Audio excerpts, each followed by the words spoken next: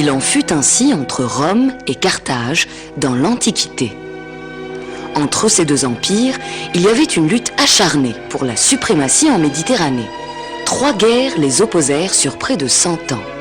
Ce furent les guerres puniques.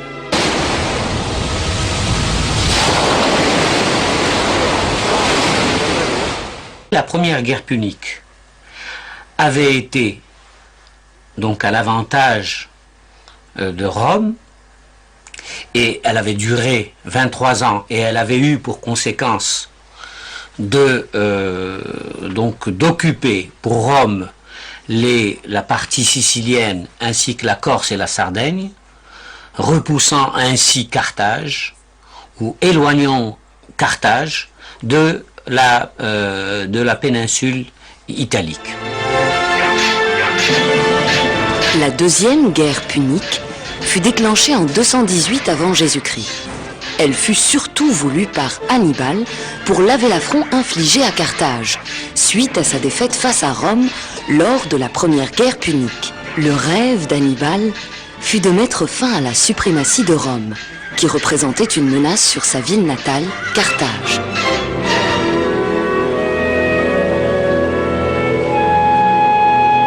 La deuxième guerre punique va évidemment avoir pour théâtre la péninsule ibérique. Rome, en tant que puissance montante en Méditerranée, va vouloir chasser les Carthaginois de la péninsule ibérique.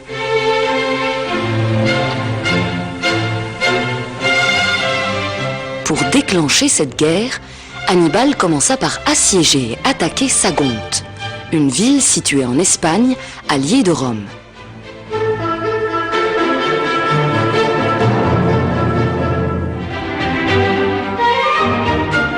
Par la suite, Hannibal se replia à Carthagène, où il reconstitua et consolida son armée. De là, il traversa les Pyrénées et les Alpes et porta la guerre en Italie. En Italie, Hannibal remporta de grandes victoires pendant plusieurs années.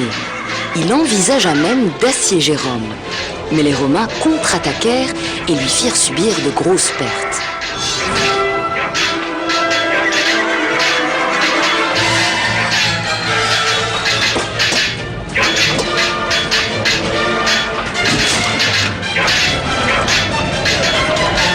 En Espagne, la situation bascula également en faveur des Romains. En 206 avant Jésus-Christ, le général romain Scipion chassa d'Espagne le général carthaginois Hasdrubal et son armée.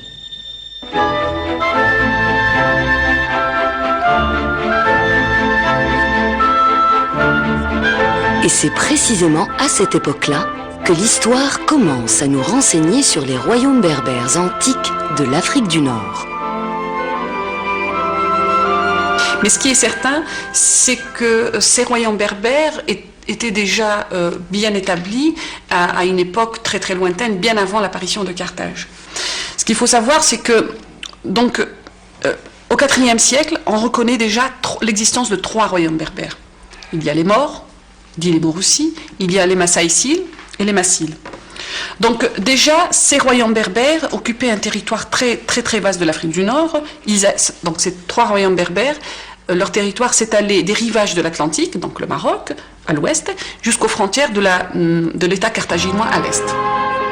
Le premier royaume, celui des Maures, occupait approximativement le territoire du Maroc actuel jusqu'à la Moulouya à l'est. Le second royaume comprenait un territoire qui s'étalait approximativement sur l'est algérien et une partie de l'ouest tunisien. Il portait le nom de la tribu prédominante, les Massiles. Le royaume Massile était coincé à l'est par Carthage, qui agrandissait ses colonies au détriment des Massiles.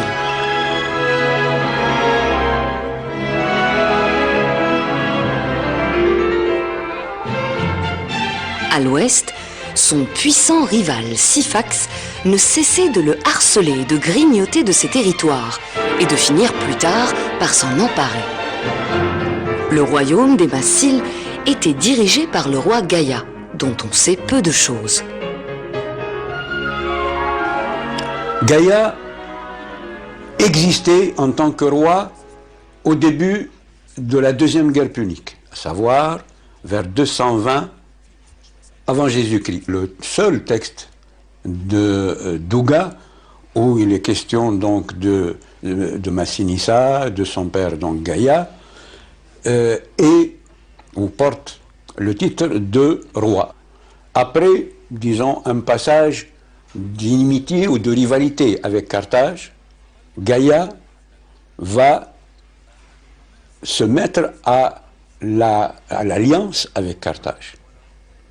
Pourquoi? Parce que Syphax, excusez le terme, l'embête quelque part, et donc il avait besoin, si vous voulez, d'avoir les coups des franches à l'est pour pouvoir éventuellement faire face à l'expansionnisme de Syphax. Et donc, à partir de 213, 212 avant Jésus-Christ, voilà Gaïa qui devient l'allié de Carthage, et Carthage cherche à l'attirer dans la mesure où Carthage est en guerre avec Rome, en Espagne.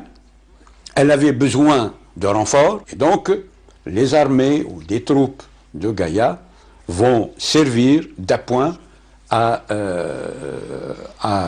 Carthage, en Espagne, pour faire la guerre, pour guerroyer avec les Romains.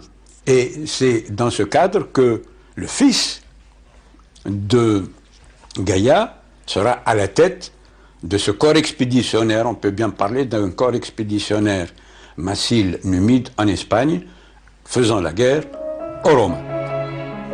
Le royaume Massaécile s'étendait de la Moulouya jusqu'aux alentours de Cirta. C'était un vaste royaume très peuplé et très riche. Il était dirigé par un grand roi, Syphax. Tite-Live nous dit qu'il a été le roi le plus puissant de l'Afrique du Nord.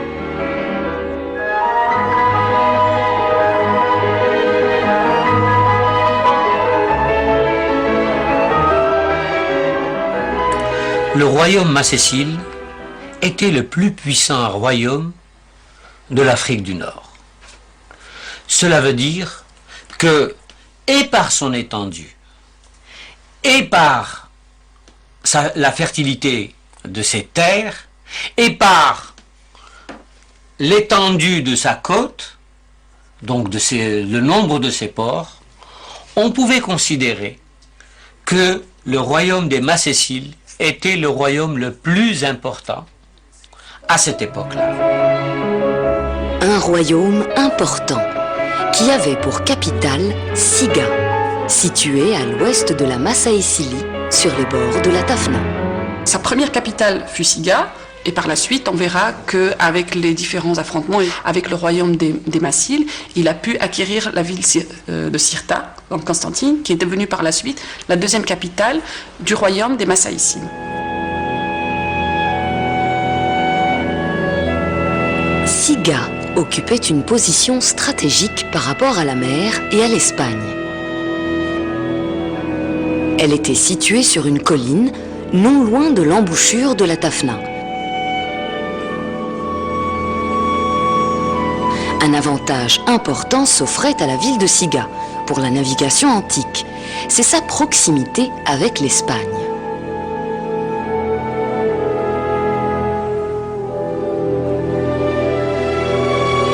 Cette proximité facilita les échanges commerciaux entre les deux pays.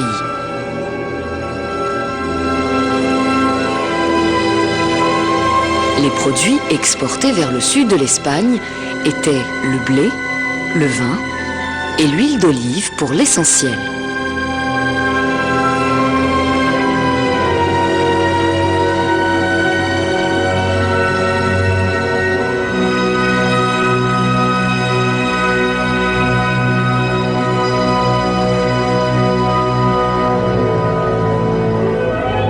En Massaécilie, l'élevage n'était pas en reste.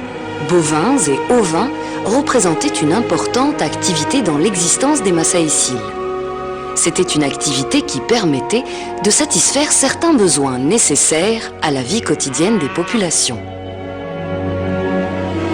Nous pouvons ainsi relever que l'économie des Massaéciles était à vocation agricole et d'élevage. Les échanges commerciaux qui existaient à l'intérieur du royaume, le négoce entretenu avec le monde extérieur, particulièrement le sud de l'Espagne, n'étaient concevables que par l'usage d'une monnaie illustrant l'ampleur du règne de Syphax. Une économie qui a une monnaie est une économie assez avancée parce que c'est grâce à l'argent que les échanges peuvent se faire. Or, le royaume de Syphax, dont on connaît un certain nombre de villes côtières, avait une activité commerciale extérieure assez importante avec le sud de l'Espagne. On se pose même parfois la question si de la marchandise fabriquée en Macécile était exportée toute prête et vendue en l'état dans les différentes villes ou dans le sud de l'Espagne. L'existence de cette monnaie nous montre que le royaume des Massaéciles a connu une évolution dans son organisation sociale, économique et militaire.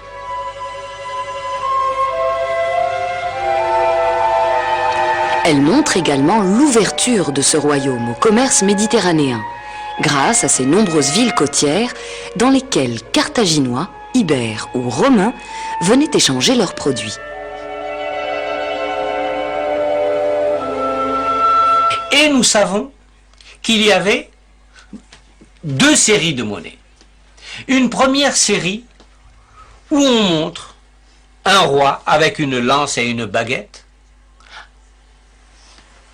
assis, accru sur son cheval, et qui a les cheveux à ras avec une barbe pointue.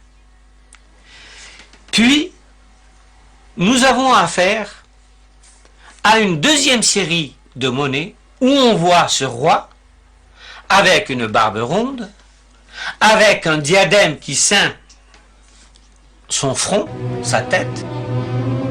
Tout cela montre l'importance et la grandeur de Syphax, qui joua un rôle déterminant durant la Seconde Guerre punique et influa sur le destin de Carthage. Syphax représentait une force économique et surtout militaire dans ce bassin occidental de la Méditerranée. C'est pour cela qu'il fut sollicité dans le conflit qui opposait Rome à Carthage durant cette Seconde Guerre punique. À l'époque de la guerre punique, la deuxième guerre punique, on pense qu'il est déjà assez vieux. Et si nous savons que la première guerre punique se termine en moins 241, on peut supposer facilement qu'il était présent lors de cette guerre punique, mais que le royaume, son royaume, n'était pas impliqué dans cette guerre, encore que on peut supposer que des contingents macéciles aient participé à des batailles dans le sud de l'Italie pour le compte des Carthaginois. La deuxième guerre punique eut pour théâtre à la fois l'Italie et l'Espagne et connut son dénouement en Afrique avec la bataille de Zama. Qui de Rome ou de Carthage sera vainqueur? C'est à partir de 206 avant Jésus-Christ que commença à se dessiner l'issue du conflit. Carthage a perdu toutes ses possessions, que ce soit d'ailleurs en Sicile ou en Espagne. Donc Carthage, il lui reste son territoire africain. Rome est en train de prendre de l'élan, donc d'aller vers l'avant. Scipion, qui voulut maintenir son élan et consolider ses succès militaires, décida de porter la guerre en Afrique. Après avoir commandé l'armée romaine en Espagne, donc vers 212-211 avant Jésus-Christ, Scipion commençait à songer à déplacer la guerre vers l'Afrique du Nord. Donc c'est à partir de là qu'il a commencé à mettre en place une stratégie. En fait, il essayait de s'allier à ces rois berbères afin de pouvoir contrer Carthage. Si Hannibal était en mesure de mener la guerre en Italie, pourquoi Scipion ne la ferait-il pas en Afrique? Pour cela, il lui fallut des alliés sur le terrain. Il décida donc de rencontrer Syphax.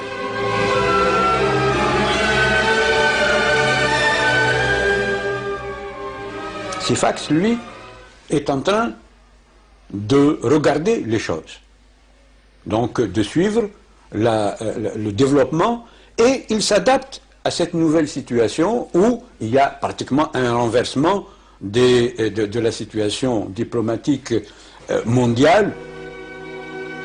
Et c'est ainsi que Scipion prit le risque, malgré les dangers, de quitter l'Espagne et d'accoster sur les rives sud de la Méditerranée à Siga, capitale de Syphax. Le hasard voulut qu'Hasdrubal, le général carthaginois, arriva presque au même moment que Scipion. Nous sommes en 206 avant Jésus-Christ. On sait que les Romains qui veulent en découdre une fois pour toutes avec les Carthaginois feront tout. On sait que les Carthaginois feront tout aussi, mais les uns et les autres ont besoin d'alliances sur le terrain. Or, évidemment, Tite-Live ou Polybe, que disent-ils? Ils disent que c'est Scipion qui cherche à rencontrer Syphax, Hasdrubal qui cherche à rencontrer Syphax, de retour d'Italie, Syphax qui veut devenir un partenaire. Pourquoi est-ce que ce ne serait pas lui qui aurait été à la tête de l'initiative de provoquer une sorte de conférence à Troie? Ceci est tout à fait plausible puisqu'il a exigé que ce soit Scipion qui vienne et non pas, comme Scipion le voulait, envoyer des officiers subalternes. Hasdrubal a besoin de Syphax. Il arrive quelques heures pratiquement après Scipion. Selon Tite-Live, Syphax trouva fort beau, et cela l'était vraiment, de voir les généraux des deux peuples les plus puissants de l'époque venir, le même jour, lui demander sa bienveillance et son amitié.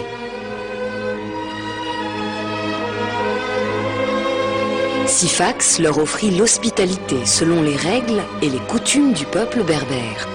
Et puisque le hasard a voulu réunir les deux généraux sous le même toit, Syphax tenta de les amener à un entretien en vue de mettre fin à leur conflit.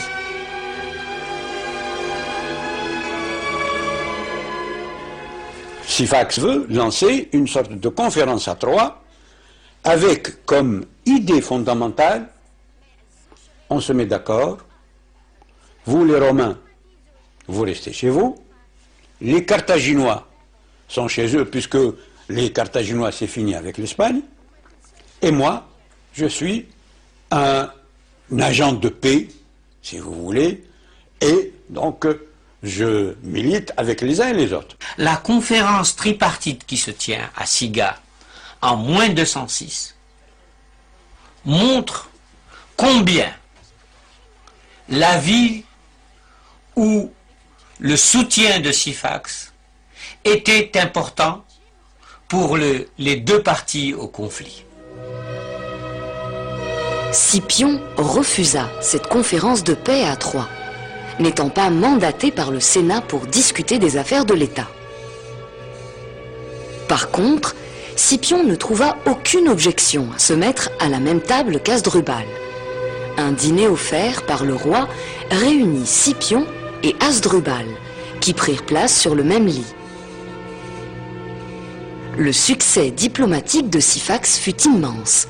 Les deux grandes puissances en Méditerranée étaient à Siga.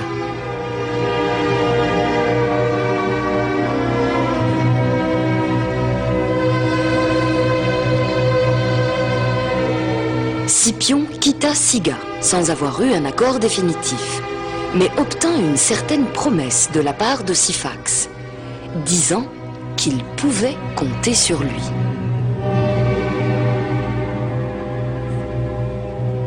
Après cette rencontre, Hasdrubal sort très méfiant. Va voir les Carthaginois et leur fait un discours. C'est un discours qui est repris par l'auteur ancien, Tite-Live, et dans lequel il dit « Carthaginois devaient moins rechercher comment ils avaient perdu l'Espagne, mais plutôt se demander comment garder l'Afrique. » De retour en Espagne, Scipion chercha à rencontrer Massinissa, qui s'y trouvait déjà depuis quelques années à la tête d'une armée numide. Scipion connaissait la réputation de la cavalerie numide, et les exploits de Massinissa étaient parvenus jusqu'à lui.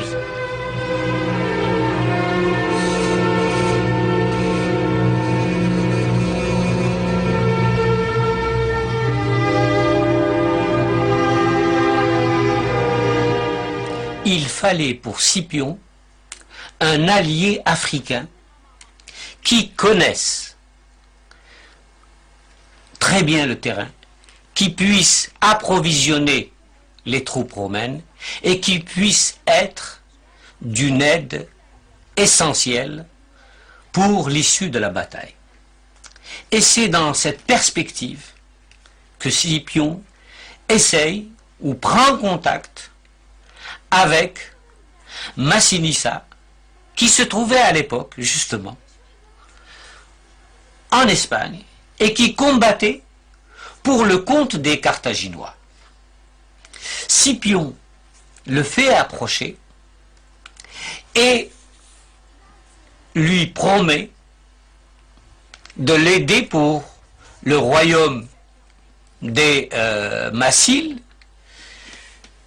sachant que Massinissa, étant ambitieux, voulait monter sur le trône de ses aïeux. Et c'est comme cela qu'il scelle un pacte d'alliance secret avec le roi Massile, ou le futur roi Massile. Et c'est comme cela, si l'on veut, que Scipion s'assure d'un apport militaire certain, car la cavalerie massile était connue et elle avait remporté des victoires en Espagne. Le traité d'alliance conclu entre Massinissa et Scipion suscita de l'inquiétude chez Hasdrubal et le Sénat carthaginois, qui décidèrent de réagir. Cette inquiétude fut fondée, d'autant que Massinissa décida de rentrer en Massilie, afin de faire valoir ses droits au trône suite à la mort de son père Gaïa vers 206 avant Jésus-Christ.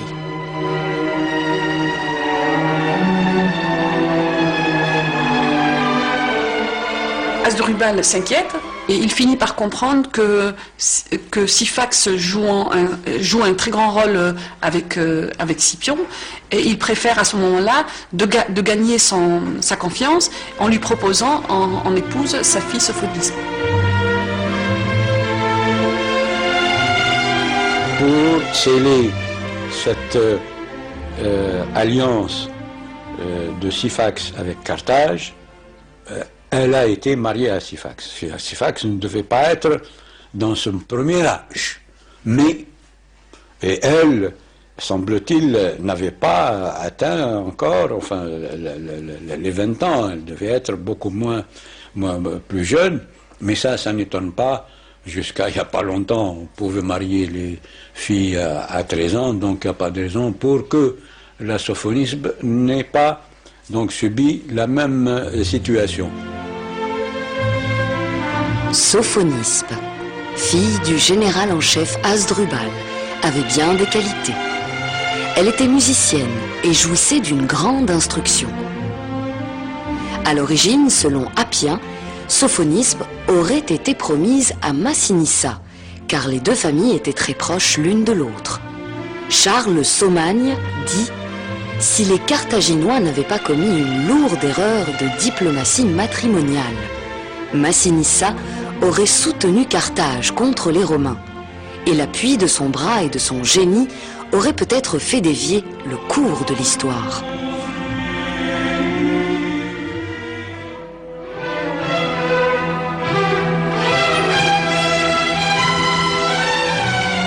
Le débarquement des Romains en Afrique fut un tournant décisif pour les événements qui suivirent, et notamment pour l'issue de la Deuxième Guerre punique. Il eut lieu vers la fin de l'été 204 avant Jésus-Christ. En arrivant sur les côtes africaines, non loin d'Utique, Scipion ne trouva personne pour l'attendre. Quelque temps après, il fut rejoint par Massinissa et sa cavalerie.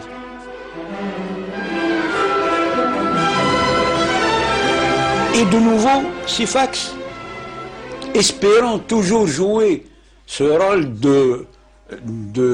j'allais dire, de champion de la paix en Afrique, donc au Maghreb ou en Afrique du Nord, comme l'on veut, propose de discuter avec les uns et les autres en leur proposant le plan suivant: faisons la paix, vous, Romains, rentrez chez vous, Carthaginois, restez chez vous, et nous, vous nous restez chez nous. Donc, voilà la politique de Syphax au lendemain du débarquement de Scipion. C'est encore courir derrière ce projet de vouloir s'imposer en tant que acteur actif de la diplomatie dans cette partie du monde, et non point un simple appui ou un simple supplétif pour les uns ou pour les autres. Évidemment, Scipion écoute, mais Scipion est quelqu'un qui a un compte à régler avec les Carthaginois.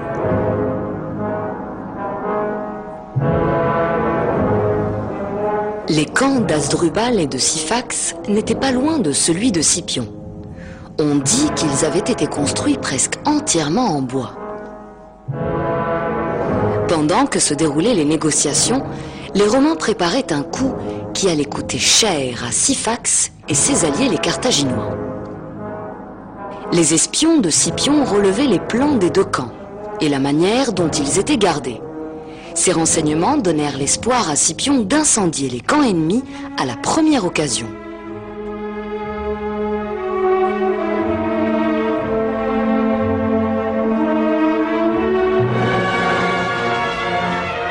Au moment venu, l'armée romaine envahit les camps de Syphax et d'Hasdrubal, presque en même temps pour y mettre le feu. Les hommes de Syphax, croyant le feu fortuit, se dispersèrent sans armes pour l'éteindre. Alors, ils tombèrent sur leurs adversaires armés.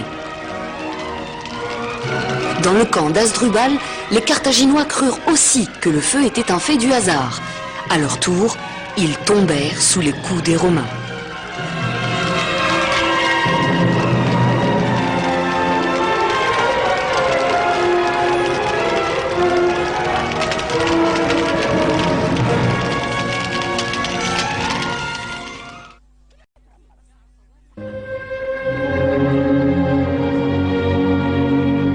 Selon Tite-Live, près de 40 000 hommes furent massacrés ou dévorés par les flammes.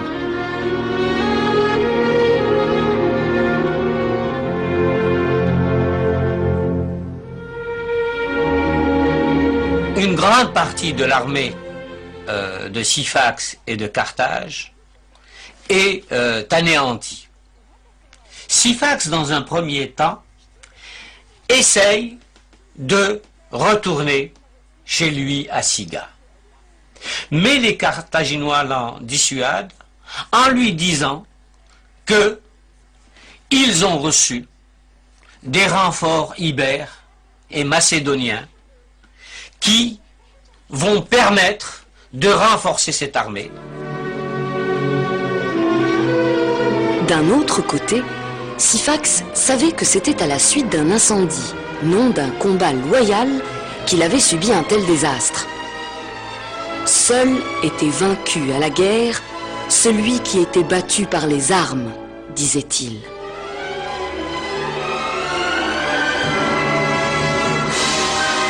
C'est pourquoi il décida de reprendre la guerre.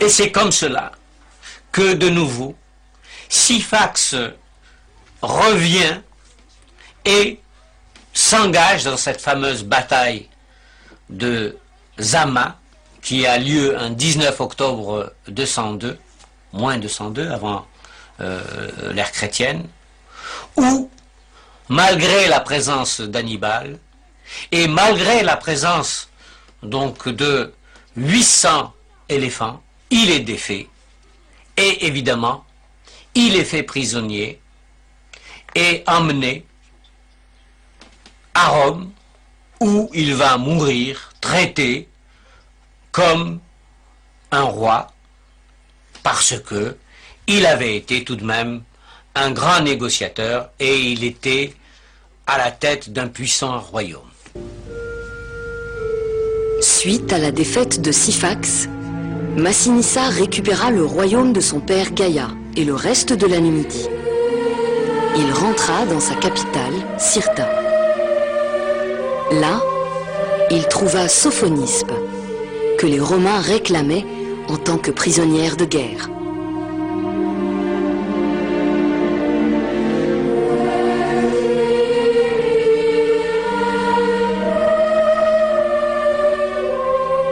Pour lui épargner le supplice et l'humiliation que lui réservait Scipion, Massinissa lui offrit une coupe de poison.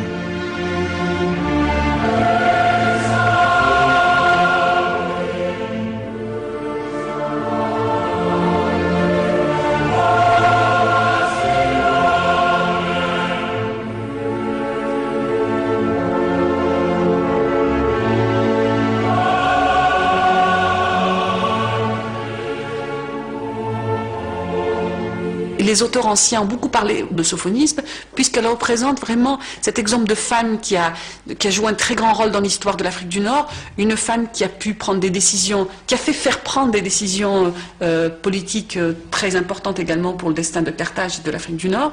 Elle rentre dans la lignée des femmes importantes de l'Afrique du Nord, avec Didon, la Karina.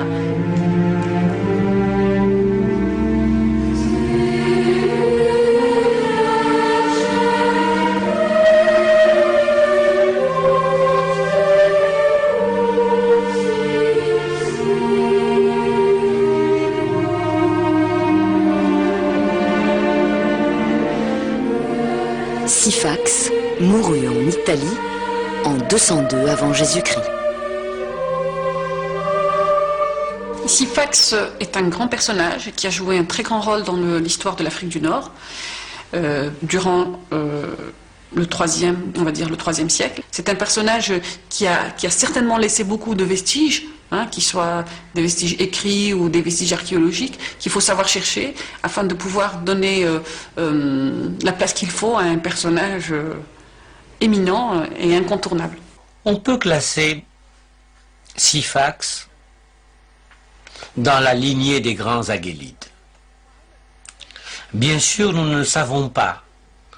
Nous savons très peu de choses sur sa vie et nous savons très peu de choses sur ce qu'il a fait, mais il est évident qu'il a organisé un État, qu'il a travaillé pour que son royaume soit un royaume indépendant. Aussi, on peut dire que par son sacrifice, Syphax a montré la voie par la suite à la résistance à Rome, et on peut le situer parmi les dignes fils de l'Afrique.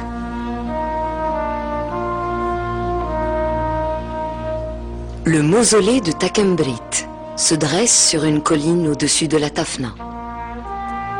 Il fut érigé pour certainement abriter Syphax après sa mort. De là, il aurait veillé sur cette Méditerranée qui lui était chère. Mais le sort en décida autrement. Le mausolée restera vide, mais pas seulement. Il finira par être détruit par les effets de l'érosion et du vandalisme. Malgré cela, il nous rappelle la grandeur du roi Massaésil, qui œuvra pour la paix en Méditerranée et pour l'indépendance de l'Afrique. Syphax restera à jamais dans la mémoire de tous les Berbères.